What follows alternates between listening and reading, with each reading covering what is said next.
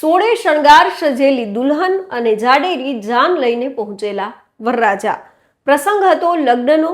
આશાઓના લગ્ન મંડપમાં ઓરતાભેર દુલ્હન આવે છે. વરમાળાની વિધિ શરૂ થઈ ત્યાં વરરાજાની હાલત જોઈને દુલ્હન ચોંકી જાય છે, કારણ કે વરરાજાનો તેના પર કાબુ ન હતો. નશામાં ધૂત વરરાજાને જોતા દુલ્હને એક ઝાટકે સૌની હાજરીમાં જ લગ્નની ના પાડી દીધી. હાઈ વોલ્ટેજ ડ્રામા બાદ બંને પક્ષ વચ્ચે મામલો એટલો વધી જાય છે કે લગ્ન છે તે અટકી જાય છે. થોડીવાર પહેલા જ્યાં ઢોલ શરણાઈ અને લગ્ન ગીત ગવાતા હતા એ મંડપ જાણે રણ મેદાન બની જાય છે. જે લગ્નના હરખમાં વરરાજાએ નશો કર્યો હતો એ જ નશાના કારણે તેના લગ્ન છે તે અટકી જાય છે. નમસ્કાર, આપની સાથે હું મમતા ગઢવી અને નશામાં આવેલા વરરાજાને કારણે ચાલુ લગ્નમાં થયેલી આ વિચિત્ર ઘટનાની વિગતે વાત કરીએ. વાત ગુજરાતી પર. શું તમે વિચારી શકો છો કે લગ્ન મંડપમાં બેઠેલી એક દુલ્હન અચાનક લગ્ન કરવાની ના પાડે તો? શું તમે માની શકો છો કે લગ્ન તૂટવાનું કારણ ખુદ વરરાજા જ હોય તો? શું તમે માની શકો છો કે લગ્નમાં વરરાજા નશામાં આવે તો? જી હા, આ કોઈ ફિલ્મની કાલ્પનિક કહાની નથી, પણ હકીકત બનેલી ઘટના છે. આમ તો આપણે ત્યાં 16 સંસ્કારમાંના એક સૌથી મહત્વના જો કોઈ સંસ્કાર હોય તો તે લગ્ન સંસ્કાર છે. અનેક વિધિઓની દિવ્યતા અને સંસ્કૃતિની સભ્યતા સાથે ઉજવાતા લગ્નને આપણે ત્યાં ઉત્સવની જેમ ઉજવવામાં આવે છે. નવવરવધુ અગ્નિની સાક્ષીએ 4 ફેરા ફરી એકબીજાને આજીવન સાથ આપવાના વચન આપે છે, પરંતુ આજે નવયુગલો લગ્નના વચને બંધાય તે પહેલા જ લગ્ન તૂટી રહ્યા છે. બિહારના બાંકામાં ગઈકાલ રાત્રે લગ્નનો પ્રસંગ હતો. હૈયામાં હરખ સાથે જાડેરી જાન છે તે માંડવે પહોંચે છે, પરંતુ વરમાળા પહેલા જ નશાની હાલતમાં કાબુ ગુમાવી દે છે વરરાજા. આ જોઈને કન્યાએ લગ્ન કરવાની ના પાડી. થોડીવાર પછી બંને પક્ષ સામસામે આવી જતા અફરાતફરી છે તે મચી જાય છે. લગ્ન સ્થળ પર હાઈ વોલ્ટેજ ડ્રામા પછી ગુસ્સે ભરાયેલા કન્યા પક્ષે વરરાજા અને અન્ય ઘણા મહેમાનોને બંધક છે તે બનાવી દીધા હતા. માહિતી મુજબ શંભુ ગુજના કમડી ગામના રહેવાસી પ્રભાસકુમાર સિંહની પુત્રી સ્વીટી કુમારીની સગાઈ છે. તે ભાગલપુર જિલ્લાના બાથ ગામના રહેવાસી રાજેશકુમાર રંજનના પુત્ર સૌરભકુમાર રંજન સાથે થયા હતા.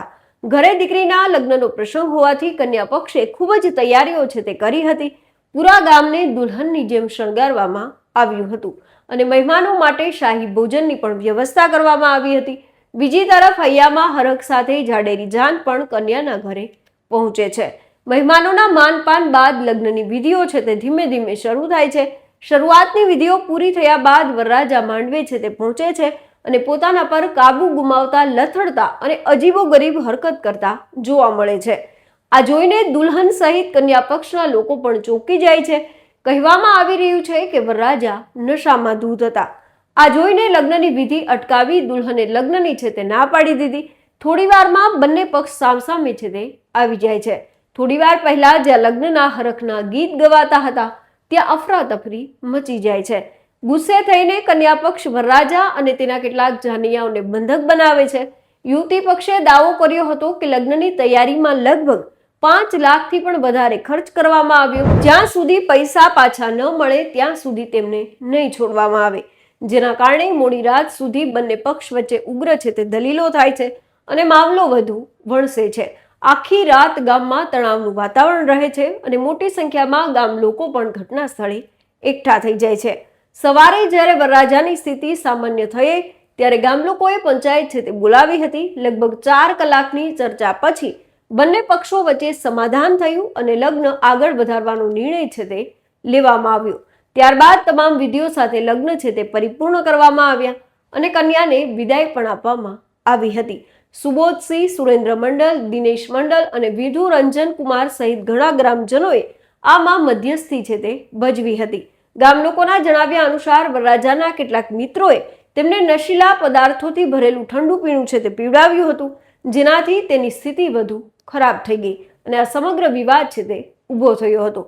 થોડા સમય પહેલા વૈશાલીમાંથી પણ આવી જ ઘટના સામે આવી હતી, જ્યાં નશામાં પરણવા આવેલ વરરાજા સાથે દુલ્હન છે તે લગ્ન કરવાની ના પાડે છે અને દુલ્હનના નિર્ણય બાદ લગ્નમાં આવેલા લોકો છે તે ધીમે ધીમે મંડપ છોડી જવા લાગ્યા હતા. પરિવાર અને સંબંધીઓએ કન્યાને સમજાવવાનો ખૂબ પ્રયાસ કર્યા, પરંતુ તેણે લગ્નની ના પાડી. અંતે વરરાજા લગ્ન પૂર્ણ કર્યા વિના પાછા ફર્યા હતા. એક તરફ જ્યારે 7 વહુ સાથે રહેવાના વચન લેવાય છે અને બીજી તરફ લગ્ન સતત તૂટી રહ્યા છે, ત્યારે લગ્નના હરખમાં કરવામાં આવેલ નશાના કારણે થયેલા આ લગ્નના વિવાદની ખૂબ ચર્ચા થઈ રહી છે. આ લગ્નને લઈને આપ શું કોઈ માની રહ્યા છો? અમને કોમેન્ટ કરીને જરૂર જણાવશો. તો અત્યારે બસ આટલું. ફરી કંઈક આવી અજાણી વાતો આપના સુધી પહોંચાડતા રહીશું અને મળતા રહીશું વાત ગુજરાતી પર.